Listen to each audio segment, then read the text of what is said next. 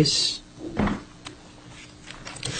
Eli versus, excuse me, yes, Faush versus Tuesday Morning. Mr. Eli and Mr. Lexton.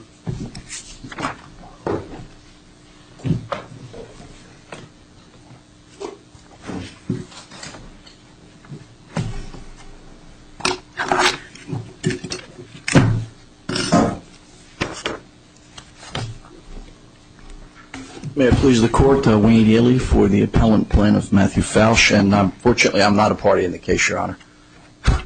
Okay. I'd like to reserve 5 minutes for rebuttal, if I may respectfully request that. Thank you, Mr. Eli. 5 minutes rebuttal. I want you to know it's just a coincidence. We scheduled Tuesday morning on Tuesday morning. I actually didn't think of that until just a second, but it is fitting.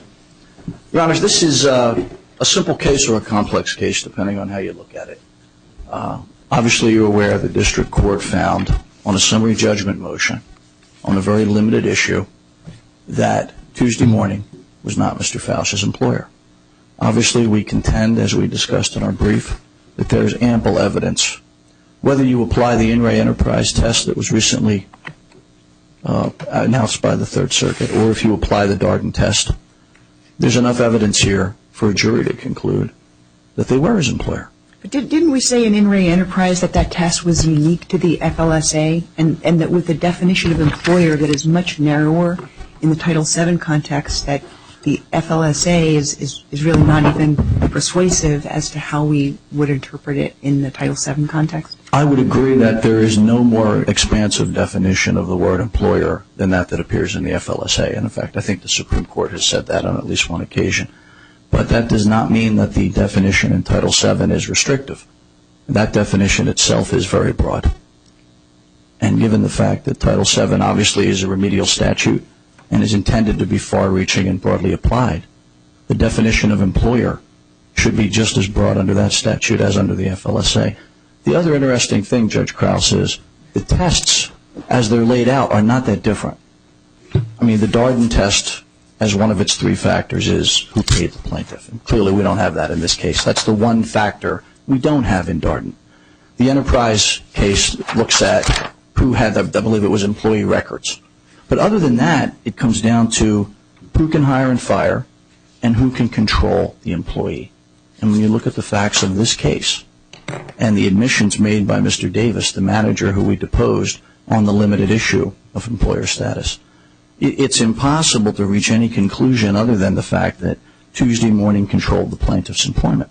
But don't you reach the opposite conclusion on the first prong of hiring and firing? Not necessarily, and I can cite some evidence to that. Mr. Davis testified that the regional manager of Tuesday Morning had the authority to tell employees to leave and not come back. Okay, that's accurate. And the record doesn't appear to show what happened to Mr. Faush after he left Tuesday Morning. I don't know whether that's crucial or not, but let's assume for a second that he wasn't fired. He just went back to labor ready to be placed somewhere else. Well, I would assert, Your Honor, that given the fact that he was told to leave and not come back, that his employment was terminated by Tuesday Morning, and Tuesday Morning was his employer. So when someone says, leave, don't darken my door again. So you would argue that the fact that Tuesday Morning said what you said they said constituted at least firing them from working for Tuesday Morning. Correct, and I think there's enough there for a jury to conclude that, which I think is really where the focus should be on the summary judgment motion. There is a concept called the borrowed servant doctrine. Are you familiar with that? I am, Your Honor. Could you talk about it? I don't know if I don't think it's in your papers, but yeah, I assume you're talking about in tort law. It was made by a Supreme Court in a number of cases, and perhaps Darden was one of them. But are you referring to common law tort cases or? The borrowed servant doctrine. Right, I know it comes up in a number of areas. My familiarity with it is in common law tort cases. Okay. Or even a workers' compensation. Does it have any relevance in this? I don't think it does because the tests are clearly enunciated. And what I found interesting about both of them, as I said, is they really do overlap to a large extent. But I think we would all agree the most important factor, whether it's Darden or Enterprise, is who controls the employee's day-to-day activities. Are they really the same? I mean, are you asking us to find that Tuesday Morning was a joint employer? I think or that that it would be it was helpful. the employer? I think it would be very helpful for employees and employers if there was one test in federal law for who is an employee and who is an employer.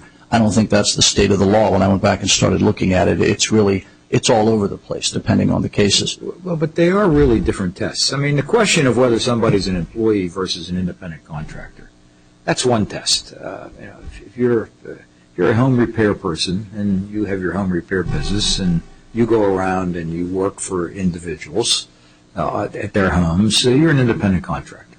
Mm-hmm. That's sort of the Darden test. Okay? Right. That's the Darden test. But the question of the joint employer test is you can be an employee of Labor Ready and you can be an employee of Tuesday Morning. Correct. Okay. So the tests might be different. They might work together in this case, and they've been cited, such as in the Plazo case. There was, a dual analysis of both standards. But the question is where you fit in. How do you get Tuesday Morning to be the employer/joint employer? Well, picking up on your point, Plazo talks about the fact that there's no magic formula or precise formulation. The Darden opinion said the same thing. Right. And in a case, again, if you look at it, it's no control that I think Plazo was emphasizing. That plaintiff clearly was not being controlled by, I think it was BMC was the employer that she was targeting. She was controlled by her own employer. In this case, you have a written agreement between Tuesday Morning and Labor Ready, where not only does Tuesday Morning agree to control Mr. Faush and the temporary employees, but Labor Ready puts language in that agreement that says, we are not controlling them, you're controlling them. That's spelled out in this case very clearly. The idea of compensation is a significant factor in the Darden test, but that cuts against you, doesn't it? Yeah, it definitely does. There's no question that the first Darden factor, the compensation, cuts against us. But I would argue that the hiring and firing and the day-to-day supervision definitely go in our favor. No, wait a minute. I'm sorry. Hiring and firing and day-to-day. I understand the day-to-day supervision. Right. How do you get hiring and firing to work in your favor? There is testimony in the case that the regional manager could instruct employees to leave and not return, and there is also language in the Labor Ready contract You consider that says, that to be hiring and firing? I consider that to be hiring and firing. I consider that to be sufficient under Rule 56 for me to make that argument to a jury and allow the jury to determine if that factor is present or not. And I think that's one of the reasons the district court, there was enough evidence here to send the issue of employer status to the jury. When you look at, I think there have been 4 Third Circuit cases since Darden that have addressed this issue. I don't think you see the indicia of control in any of those opinions that you do in the case we have in front of us here.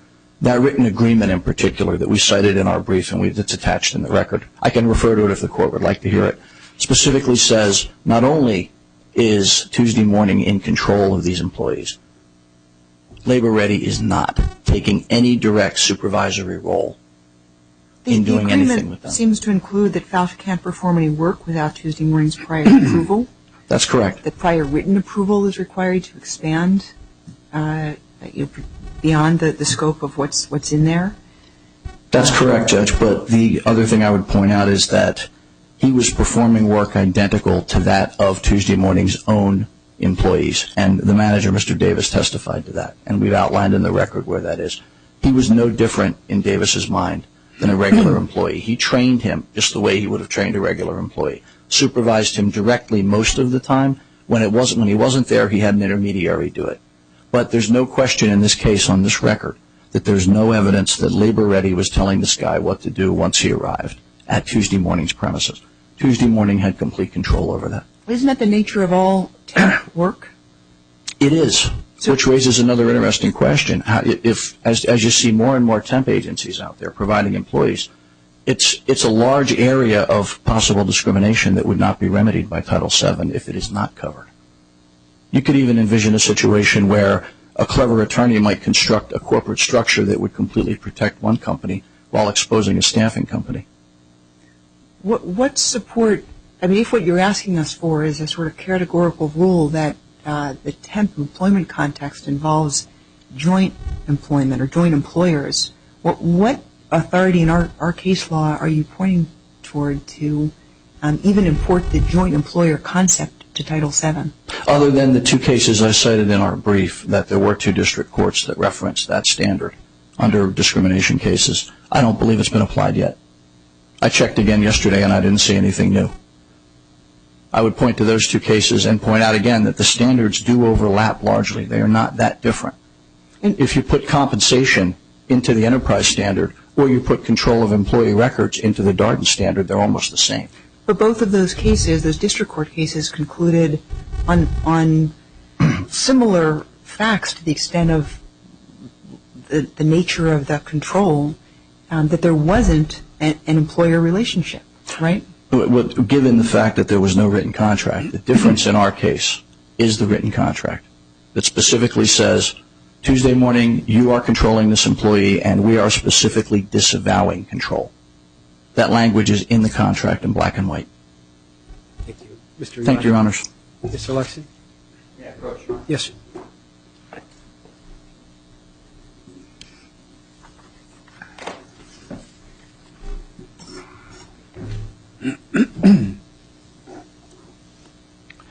My name is Robert Luxon. I represent the appellee Tuesday Morning.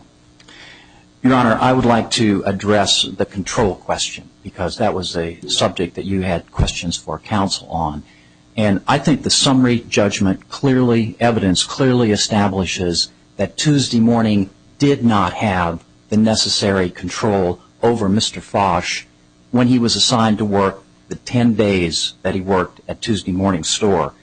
You know, Mr. Davis testified that the work assigned to temporary employees was no different than the work that's assigned to his own employees. Yes, sir, that is correct. So temps are treated just like employees. Well, there's a difference, Your Honor. There's an important difference. And that is this.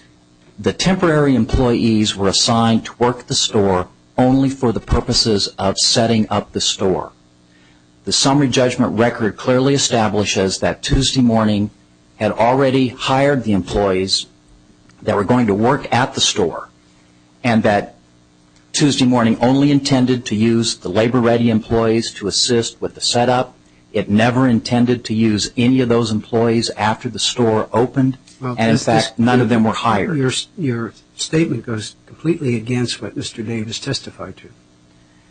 Well, they did the same work during the setup phase, but Tuesday Morning did not hire these employees to work at the store once it was opened. They had already hired their employees to do that. The Tuesday Morning hired the labor-ready employees only to assist with the setup of the store. And in fact, none of the labor-ready employees were hired and worked at the store after it opened. Now, the control issue, I think... What difference does that really make to the claim that's been brought here by Mr. Faush? Sure. One of the factors that Darden lists is whether the work being performed is part of the regular work of the company where they're assigned to work. And in this case, we would argue that it was not. They were only hired for the limited purpose of help setting up the store. The regular business is the retail operation and selling merchandise to the public.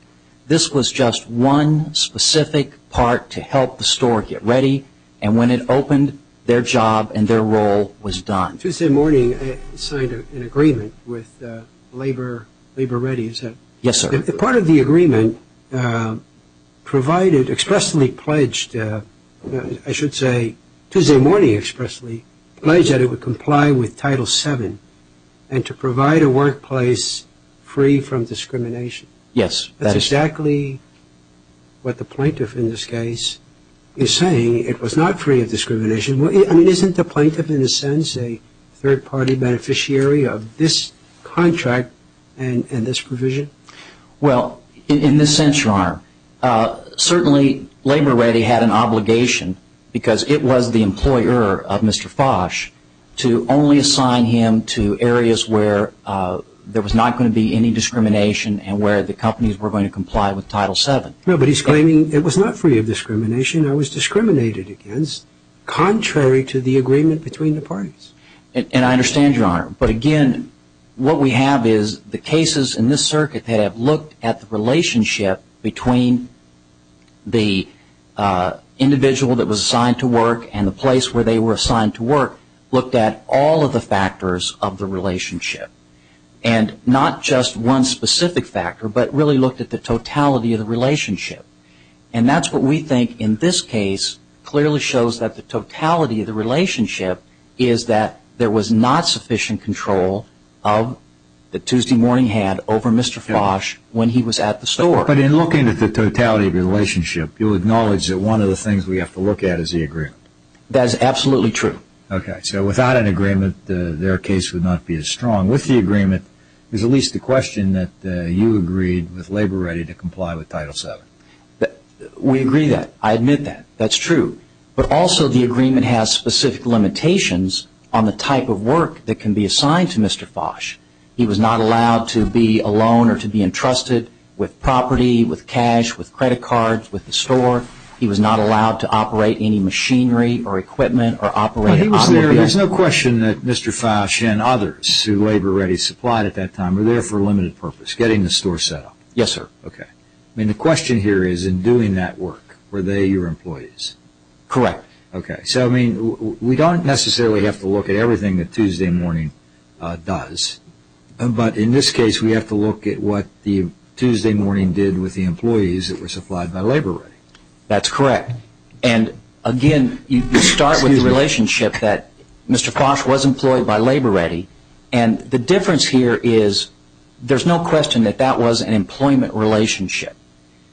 This is just one limited assignment that Labor Ready made for 10 days to work help setting up a store. Is this a Darden or Enterprise type analysis? Does it matter? I think it's a Darden analysis. And I think that Darden is the appropriate analysis. Darden was a case that was an ERISA case that has the same definition of employee as is in Title VII. The joint employer tests typically come from either an FLSA case or a National Labor Relations Act case where there's a different definition of employee. I think the Darden case is the appropriate test. I think having just one test brings clarity and certainty to the law. And I think this court has recognized, certainly in the Plasso decision, when it announced that in determining whether a temporary employee is the employee of also the entity where they're assigned to work, that the Darden test would be used. So essentially what you're saying is that in this case, Labor Ready supplied for Tuesday Morning a whole group of independent contractors. No. These were Labor Ready's employees. They were Labor Ready's employees. And this was just one. But as it relates to Tuesday Morning, your client, they were supplying a whole group of independent contractors. If you're applying the Darden test, because that's what Darden determines, is are they independent contractors vis-a-vis the entity that the employee is making a claim against? Well, I understand your question. I guess I would look at it and say the result of the Darden test is to determine whether or not someone was an employee. And in this case, the result of the Darden test is that Mr. Faush was not an employee of Tuesday Morning. But therefore an independent contractor. That's what Darden speaks of. That is correct. Okay, so my point is, don't you then have to jump to another test? You have to really look at this other test to see whether or not, under circumstances existing here, that Tuesday Morning was the joint employer of Faush and others. And again, I understand your question, and I guess I would respectfully disagree that you need to do anything beyond Darden. So you'd stay with Darden? I would stay with Okay, Darden. I understand. All right, that's what you're saying. That answers the question of whether Mr. Faush was an employee or not. Even though in Plazo, and that opinion, though, was not precedential, in Plazo they looked at both tests, and they evaluated Plazo's claim under both tests. Yes, sir. And the reason for that is because the district court had also looked at the relationship under both tests. And so on appeal, the plaintiff had alleged that the district court erred under both tests, under both the Darden test and the joint employer test. But in Plazo, the court starts out with saying that in looking at this issue of whether a temporary employee is the employee of the place where they're assigned to work, we look at the Darden test, and it made its analysis. then it also said that we reviewed the district court's decision that the plaintiff also was not an employee under the joint employer test. If we accept your analysis of the law to be applied here, what is a person like Mr. Faush to do, who was clearly discriminated against by somebody? Essentially no blacks allowed here. Well, I mean, what is he to do? He certainly can't go back to Labor Ready. Labor Ready didn't do that. First of all, we would dispute there was any discrimination. But secondly, in general, a question of does a temporary employee have any remedy against the place where they're assigned to work? I think you have to start out and say the first part of that answer to that question is you have to look at the language in Title VII and see whether they fit into Title VII's definition of employee. But secondly, yes, they may have claims under common law against the place where they're assigned to work, possibly for assault or intentional infliction of emotional distress, maybe even false imprisonment. They may have a claim against their employer, the temporary staffing agency, for assigning them to work at a place where there was alleged discrimination. So it's not a situation where they would not have a remedy. It's just that they would not have a remedy under specifically Title VII, and in this case the State Employment Act in 1981 as well, because they do not meet the relationship between the two, does not meet the test for an employee under Title VII. You don't think the contractual relationship between the parties is sufficient? You both agreed that you would abide by Title VII. That is correct. That is correct, Your Honor. You don't think that affords a basis for Mr. Faush? In this case, no, because again, the analysis is not, the contract doesn't create the right, it's whether Title VII creates the right, whether he meets the definition under Title VII of an employee. That would determine whether or not he could pursue that claim. Why should we limit our analysis here to a single employer? That's not what Appellant is arguing. They're arguing for, they're recognizing that there is a relationship with the temp agency, but also arguing that there's a joint employer kind of relationship here because there's sufficient control exercised by Tuesday morning. Doesn't Graves v. Lowry provide some support for the idea of bringing the joint employer test into Title VII? And why, as a matter of principle or law, why wouldn't we consider that where there is sufficient joint control to have that with a temporary employment agency? Certainly Graves does, and I agree with you on that. But I guess I look at the most recent case, Plasso and Prother and Shaw as well and Scott, where they used primarily the Darden analysis. And again, that's where I think the right analysis is. Now, in this case, the plaintiff has alleged that the district court erred. The district court also made a decision under the joint employer theory in this case that Mr. Faush was not an employee of Tuesday morning. So certainly in reviewing the district court's decision to see whether it was an error, I do think that the court would have to do an analysis of the joint employer theory. But I guess my point going forward is, what is the appropriate standard to determine whether an employee of a temp agency that is assigned to work at a company, whether that individual is an employee of the place where they're assigned? I think the Darden analysis is enough. But in this case, because the district court did an analysis, just like in Plasso, under both tests, I think it's appropriate that it would be done under both tests. We haven't addressed this precedentially before. I'm right? sorry? We haven't addressed this issue precedentially before. In terms of a precedential opinion. Right. In terms of whether one should be used exclusively or whether both should be used, the answer to that question is no, I cannot find that.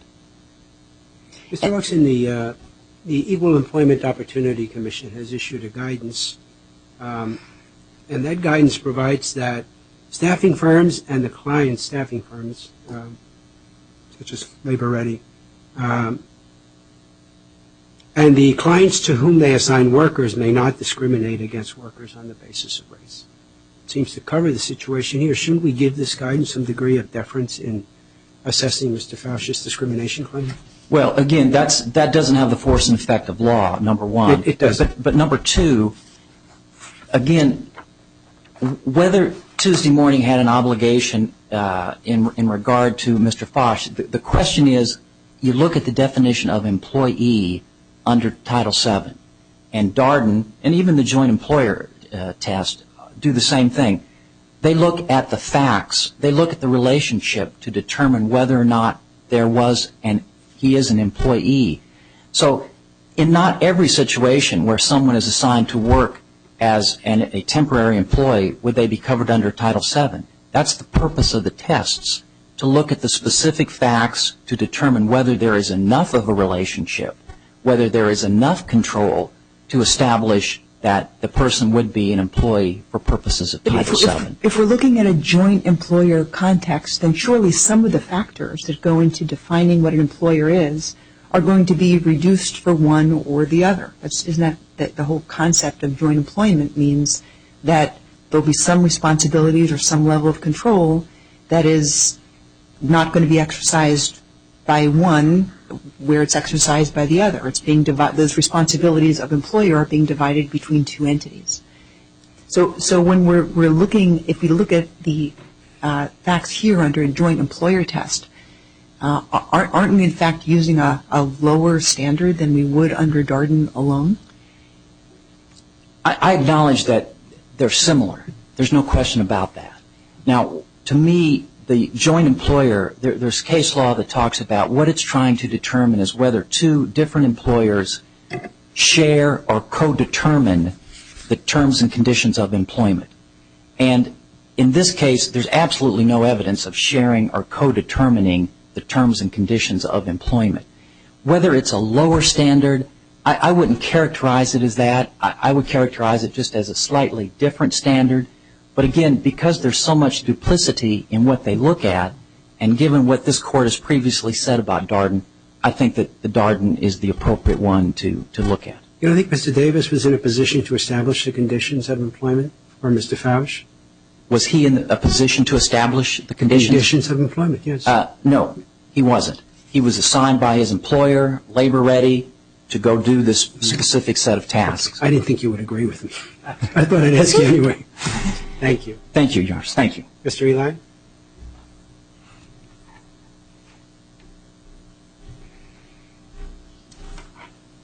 The Court hit the nail on the head talking about the sharing of the employment relationship, and I have to disagree with opposing counsel that there's absolutely no evidence in this case of that. If you look at 55 and 56A of our appendix, that contract divvies up the employment duties between labor ready and Tuesday Morning. For example, Tuesday Morning pays workers' compensation insurance. And I believe, Judge Fuentes, you asked me about the borrowed servant doctrine, and something counsel said just made me think that in the context of workers' compensation, all of the claims he just said Mr. Faush would still have under the common law would largely be barred if Tuesday Morning argued we were actually his employer. We were providing the workers' compensation insurance. So he doesn't have a common law tort claim. You know, in Pennsylvania, you can't sue your employer for negligence. Your remedy is your workers' compensation insurance, which, if you look at 56A, Tuesday Morning supplied that, not labor ready. So they're coming in and saying he's not our employee, but we've agreed in these two pages, 55A, 56A, to supervise him. We've agreed labor ready will not supervise him. We've agreed we're providing workers' compensation insurance. And an excellent point the Court brought up, we've agreed we're going to comply with applicable anti-discrimination law and provide a safe workplace. Well, their answer to that is, well, if there was a duty on the part of labor ready to only assign him to areas free from discrimination. That makes absolutely zero sense when they've already said they're not supervising him. They had no idea what was going on at that workplace, and someone has to bear responsibility when they discriminate against an employee. He has to have a remedy, because if he doesn't, Title VII is being gutted to the extent it would apply to a large class of employees who would be found to be temps. Unless there's any other questions, I'll rest with that. What would happen if he were injured at the site, physical injury? Based on this contract? Yes. He would probably apply for workers' compensation. What would he say? Just thinking it out, you file a workers' compensation claim against? You would have to file the claim against Tuesday morning, I believe. I'm not an expert on workers' comp. I was just wondering if their position would be, you can't sue us because you're our employee.